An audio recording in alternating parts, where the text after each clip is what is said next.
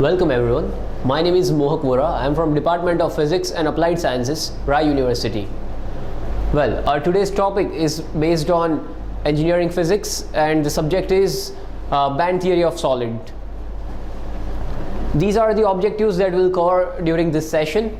The first one is classification of materials. That's what we have already seen in the previous session of the same subject, that is conductors, insulators and semiconductors. The second one is energy band structure of solids, and last but not least types of semiconductors that we'll see in this session, especially intrinsic and extrinsic type, and we'll also cover the p type and n type semiconductors of the type of extrinsic semiconductors. Alright, so first we'll start from the beginning. That according to the classical free electron theory, materials are classified into three types. This is already very clear about our subject, because we already seen the conductors, semiconductors and insulators in detail in the previous session. So we can say that materials are classified into three types: conductors, semiconductors and insulators. We can also say conductors as well as metals. All right, so we can see from the figure that conductors and semiconductors are arranged in such a manner, and insulators are also arranged in the same manner. Like here we have got the first band, that is valence band, and we have got the another band, that is conduction band in the conductors. Here we are also having valence band and conduction band, but the difference between the valence band and conduction band are such that you cannot find the overlapping of both the bands, which we can see in the conductors. So इससे हम लोग ये समझ सकते हैं कि valence band और conduction band के बीच में एक गैप रहता है, जिसको हम लोग फॉरबिडन गैप के नाम से जानते हैं, जो हमने आगे के हमारे सेशन में ऑलरेडी कवर किया है. What we mean by the forbidden gap और energy band. So we can see from the conductor that valence band और conduction band एक दूसरे के ऊपर overlap होंगे. So you cannot find any energy gap between both of these bands. But in case of insulator, like ऐसा जो material है जो विद्युत का वहन नहीं कर सकता, यानी कि इलेक्ट्रिसिटी कंडक्ट नहीं कर सकता, उसके अंदर हम लोग देख सकते हैं वैलेंस बैंड और कंडक्शन बैंड के बीच में काफ़ी ज़्यादा डिफरेंस रहता है, जिसको हम लोग जस्टिफाई कर सकते हैं more than 5 electron volt. That's why it is called an insulator. For example wood, rubber, plastic या पेपर, जिसमें से करंट कंडक्ट नहीं होता है. But in case of metals और conductors, the difference between valence band and conduction band is so small that we can say that it's almost around 0.01 electron volt. So we can say that वो overlapped हो चुके हैं, जिसके अंदर से current का easily conduction possible है, because electrons can jump from valence band to conduction band. But in this lecture we are focusing on the semiconductor part. We are focusing on this material, that is something called semiconductor, which lies between insulator and conductor. So we can say that यहाँ पे valence band और conduction band के बीच में difference कुछ 1 electron volt के आसपास होगा, जिसके अंदर अगर हम लोग कोई एनर्जी नहीं देते तो it would work like an insulator. But अगर हम लोग कोई अप्लाइड एनर्जी उसके ऊपर एनर्जी अप्लाई करते हैं, then it would work as a conductor. So we'll see the next slide for especially for a semiconductor, that is these are such materials whose electrical resistivity lies between insulator and conductor, जिनकी resistivity कुछ insulators और conductors के बीच की होगी. For example, silicon and germanium, these are the very famous and very genuine semiconductors. That is just because of its resistivity of these semiconductors lies around 10⁻⁻⁴ ohm centimeter at room temperature, that is at 27 degrees Celsius or 300 Kelvin. Now the forbidden gap is very small, equal to 1 electron volt. जैसे मैंने आपको बताया, forbidden gap या फिर energy gap, यानी valence band और conduction band के बीच का जो गैप है वो सेमीकंडक्टर्स के अंदर कुछ 1 इलेक्ट्रॉन वोल्ट के आसपास का होगा, जिससे कि इलेक्ट्रॉन्स इजीली वैलेंस बैंड से कंडक्शन बैंड में जंप कर सकते हैं, but only if you apply some energy, if you apply some external energy. Alright, semiconductors behaves like an insulator at low temperature. काफ़ी बार जब टेम्परेचर लो होता है, सो ऑटोमेटिकली थर्मल एनर्जी नहीं मिल पाती है मटेरियल को, इन दैट केस सेमीकंडक्टर्स में वैलेंस बैंड में से कंडक्शन बैंड में इलेक्ट्रॉन्स नहीं जाएंगे. That's why it behaves like an insulator at low temperature. So low temperature पे वो हमेशा एक इंसुलेटर की तरीके से काम करेगा. Alright, the most commonly used semiconductors, जैसे हमारी बात हुई silicon and germanium, that is just because of its band gap. ऐसा हम लोग बोल सकते हैं कि सिलिकॉन और जर्मेनियम ही मार्केट में या फिर इंडस्ट्रीज में यूज़ क्यों होते हैं ज़्यादा, that is just because of their band gaps. For example, silicon's band gap is something around 1.21 electron volt and germanium is more precise compared to silicon because it's 0.785 electron volt. जिससे कि हम लोग ये समझ सकते हैं कि इलेक्ट्रॉन्स को जितना भी कम बैंड गैप होगा उतना वैलेंस बैंड से कंडक्शन बैंड में जाने के लिए बहुत ही एनर्जी कम रिक्वायर्ड होगी. For example, germanium, if we take germanium and its band gap is 0.785, so that वो थर्मल एनर्जी से ही यानी रूम टेम्परेचर पे जो टेम्परेचर 27 डिग्री सेल्सियस के आसपास होता है उसके टेम्परेचर को ही एज एन अप्लाइड एनर्जी लेके वैलेंस बैंड से कंडक्शन बैंड में इलेक्ट्रॉन्स मूव करेंगे. That's why it's highly applicable in all the industries as well as in all the nowadays in all the applications. Alright. Next one is the types of semiconductors. जैसे कि हम लोगों ने जान लिया है सेमीकंडक्टर्स कौन से मटेरियल है, what are the characteristics of semiconductors etcetera. Now will see how many types of semiconductors are there. There are only two types of semiconductors.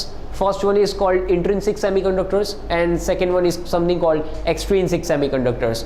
Further, we'll classify extrinsic semiconductor in the other two parts, that is p-type material and n-type material. But before we go to p-type and n-type classification, we'll first see what do we mean by intrinsic and extrinsic.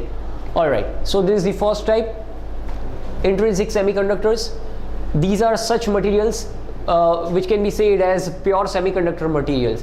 यानी ये ऐसे semiconductors है जिसको हम लोग pure semiconductors बोल सकते हैं. दैट इज़ जस्ट बिकॉज इसके अंदर जो एनर्जी बैंड गैप होता है वो काफ़ी स्मॉल होता है. This semiconductors possesses poor conductivity, इनकी कंडक्टिविटी काफ़ी लो होती है.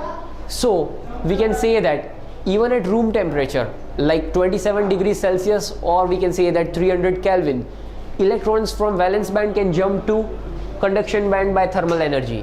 जिससे कि हम लोग ये जान सकते हैं कि मटेरियल रूम टेम्परेचर पे है यानी आइदर एट 27 डिग्री सेल्सियस और 300 केल्विन.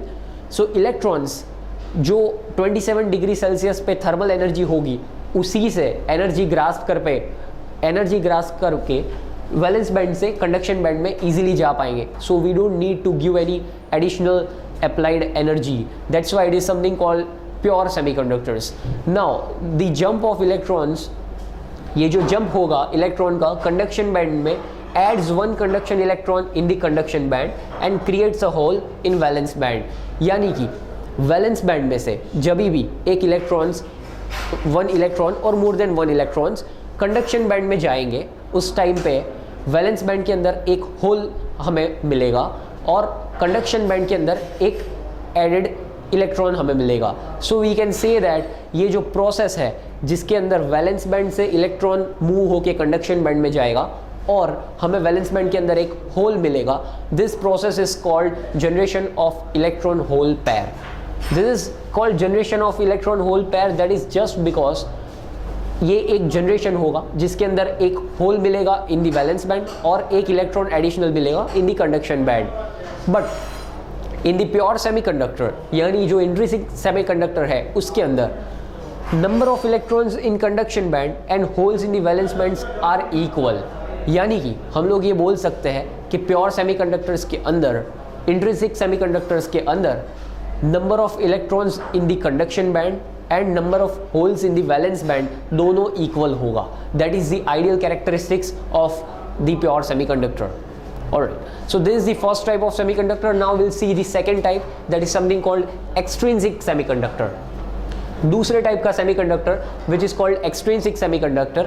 हमें पहले टाइप से ये थोड़ा जानने में आ ही गया है कि अगर फर्स्ट टाइप का मटेरियल प्योर है तो naturally the second type of material it's impure semiconductor. So we can say that extrinsic semiconductors are such materials which is impure semiconductors. Now let me tell you, materials specifically semiconductors कभी भी pure या impure नहीं होता है.